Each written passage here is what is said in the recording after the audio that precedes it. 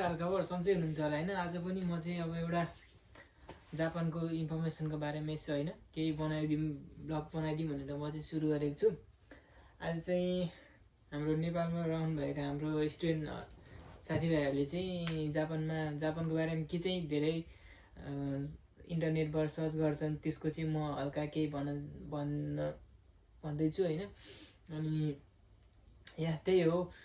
अनि अब मलाई चाहिँ जति आफूलाई जानेको त्यति कुरा चाहिँ अब हजुरहरूलाई म भन्न प्रयास गर्दैछु हैन। मैले यो भिडियो मार्फत नि हजुरहरूलाई केही सानो सहयोग हुनसक्छ।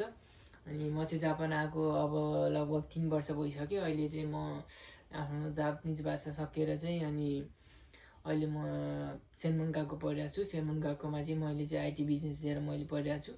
अहिले चाहिँ म इन्जिनियर चाहिँ हो।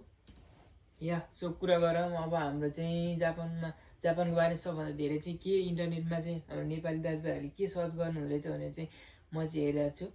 सबभन्दा धेरै चाहिँ हाम्रो पार्ट टाइम जब डिटेल्स इन्कमको बारेमा चाहिँ हाम्रो नेपाली स्टुडेन्ट दाजुभाइहरूले सर्च गर्नु हुँदैछ। अनि हाम्रो पार्ट टाइम जब भन्नुपर्दा चाहिँ हाम्रो जापान अब स्टुडेन्टहरू आउने बित्तिकै नेपालबाट आउने बित्तिकै अब जागिरहरू चाहिँ अब राम्रोसँग पढेर भाषाहरू अब यान फुल लेभलको भयो भने त राम्रै जबहरू चाँडै पाउने सम्भावना धेरै हुन्छ। नत्र भने अलिकति ठाउँ हेरेर अब कुनै ठाउँमा काम ढिलो पनि पाउन सक्छ चाँडै पनि पाउन सक्छ त्यस्तो हुन्छ। अनि जागिर चाहिँ अब नेपाली स्टुडेन्टहरूले मैले देखेको सबभन्दा धेरै ठाउँमा गर्ने भनेको 1 नम्बरमा अब सुरुमा आउने बित्तिकै भाषा धेरै हुन्न नि त। त्यसमा चाहिँ यामातो गर्छन् अब अनि बेड मेकिङहरू यस्तोहरू चाहिँ धेरै गर्छन्। अनि अब स्यालेरी चाहिँ भन्नुपर्दा अब घन्टाको चाहिँ हाम्रो ज्याला चाहिँ कस्तो हुन्छ भन्दाखेरि घन्टाको चाहिँ अब ठाउँ हेरेर फरक हुन्छ है। अब घन्टाको चाहिँ हाम्रो 900 मैले सुन्नमा आएकोदेखि चाहिँ 900 देखि 1500 सम्मको स्यालेरी हुनसक्छ है हुन्छ। अनि त्यही हो। नाइटको अलि धेरै हुन्छ डेकोमा अलि त्यही हुन्छ होइन अलिक कम हुन्छ।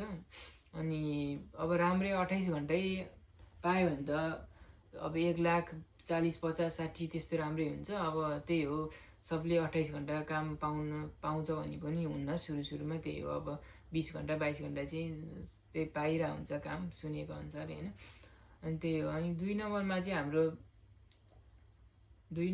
हाम्रो भिजा रिक्वायरमेन्टहरू त्यस्तो रहेछ होइन। अनि त्यो चाहिँ अब ल्याङ्ग्वेज चाहिँ हाम्रो जापान आउनको लागि चाहिँ यान 5 को लेभलको भए पनि पुग्छ भनी छ। अनि अलिकति राम्रो गएकोहरूमा आउन चाहिँ अनि यान 4 जिएलपिटी यान 4 पास गयो भने चाहिँ धेरै राम्रो हुन्छ है फेरि। अनि स्कलरसिपहरू पनि पाउने चान्स धेरै हुन्छ। अनि त्यही हो। अनि ग्याप चाहिँ हाम्रो 5 वर्षसम्मको ग्याप चाहिँ लिने गर्छ है। जापान आउनको लागि चाहिँ 5 वर्षसम्म ग्याप चाहिँ ओके हुने छ है। अनि त्यसपछि चाहिँ सिओई प्रोसेस भन्ने हुन्छ है। सिओई प्रोसेस चाहिँ अब सुरुमा त हामीले नियनको पढ्नै पर्छ होइन जापानिज भाषा पढेर अनि गएकोहरूमा चाहिँ इन्टरभ्यू दिएर अनि अनलाइन मार्फत अनि त्यसपछि सिओई कुरेर सिओई अब अप्रिल इन्टेक जुलाई इन्टेक अक्टोबर इन्टेक यिनीहरूमा चाहिँ सिओई आउँछ है। सिओई चाहिँ सबभन्दा धेरै सिओई आउने चान्स चाहिँ हाम्रो अप्रिल इन्टेकमा हुन्छ है। यो अप्रिल इन्टेकको सिओई चाहिँ लगभग 99% जस्तो 99-98 त्यस्तो % जस्तो हुन्छ है धेरै। अनि सिओईमा चाहिँ त्यो अचेलभरि त जापानले चाहिँ अलि जापानले हल्का टाइट पनि गरिरहेको छ है। नियमहरू रुलहरू चाहिँ हल्का पालना गर्नुपर्छ। अलि जापानमा अलिक हक्की बेसी गरिरहेको छ है। अनि त्यही हो।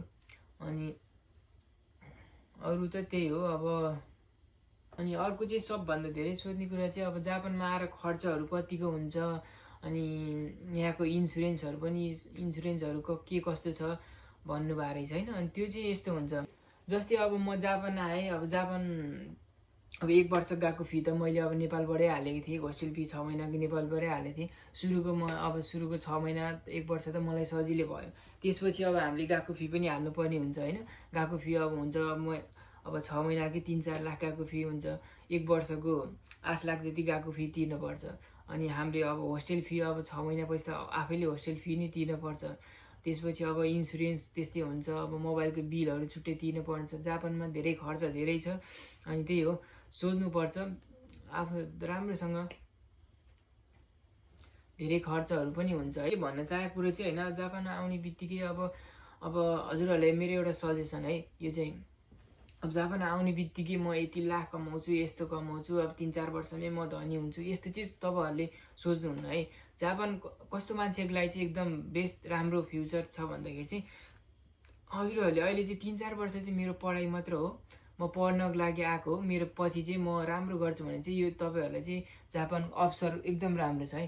अब अहिले नै तपाईँहरूले चाहिँ म चाहिँ यस्तो खतरा अब आउने बित्तिकै कमाइ यस्तो गर्छु त्यस्तो गर्छु भन्नुहुन्छ नि, तपाईँहरूले चाहिँ निराश पनि हुन सक्नुहुन्छ है। कतिपय चाहिँ नहुनसक्छ है, किन भन्दाखेरि आउने बित्तिकै काम नपाउन सक्ला, अब उसै त खर्चहरू यस्तो यतातिर धेरै हुन्छ, महँगाइ त्यस्तै छ, अब गएको फीहरू हाल्नुपर्छ, फ्रस्ट्रेट हुन सक्छ, चान्स धेरै हुन्छ है। त्यही भएर तपाईँहरूले यस्तो सोचेर आउनुपर्ने हुन्छ कि यो 3-4 वर्ष चाहिँ म सिर्फ पढेर राम्रो गरेर पछि चाहिँ वर्किङ राम्रोसँग लाउँछु भन्ने चाहिँ तपाईँहरूले सोच्नुपर्ने हुन्छ है। त्यो गर्नुभयो भने चाहिँ हजुरहरूले चाहिँ पछि फ्युचर चाहिँ छ, जापानमा फ्युचर नभएको होइन। कतिले भने हुन्छ यस्तो भन्छन् अब अनलाइनतिर अहिले छ नि, जापानमा केही पनि छैन, बरु उतातिर दुबई कतार यस्तोतिर भयो भने राम्रो हुन्छ, पैसा कमाइ हुन्छ भन्छन्, त्यस्तो होइन।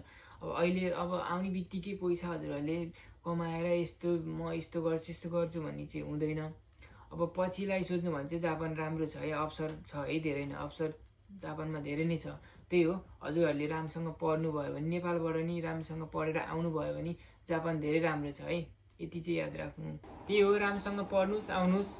अब आउने बित्तिकै यस्तो हुन्छ भनेर त्यो अरूको लैमा पनि नलाग्नुहोस्, धैर्यता राख्नुहोस्, त्यही भन्न चाहन्छु म चाहिँ। अनि हजुरहरूलाई यदि केही अरू कुरा पनि जान्नु मन छ भने मेसेज वा अब कमेन्ट गर्न सक्नुहुन्छ। म आगामी दिनमा पनि हजुरहरूलाई केही थप मबाट हुने सहयोग अथवा केही बुझाउन म पनि सक्दो प्रयास गर्नेछु। अनि अब म अस्तिको भ्लग मैले हालेको थिएँ, त्यसमा हजुरहरूले पनि मन पराइदिनु भयो, त्यसलाई धेरै धन्यवाद। आगामी दिनमा पनि प्रयास गर्नेछु, हजुरहरूले पनि भिडियोहरूलाई हेर्नुहुन्छ भन्ने आशा राख्दछु। अनि हजुरहरूले सब्सक्राइब गरेको छैन भने चाहिँ सब्सक्राइब, लाइक, सेयर एकचोटि गरिदिनु होला है त गाइज।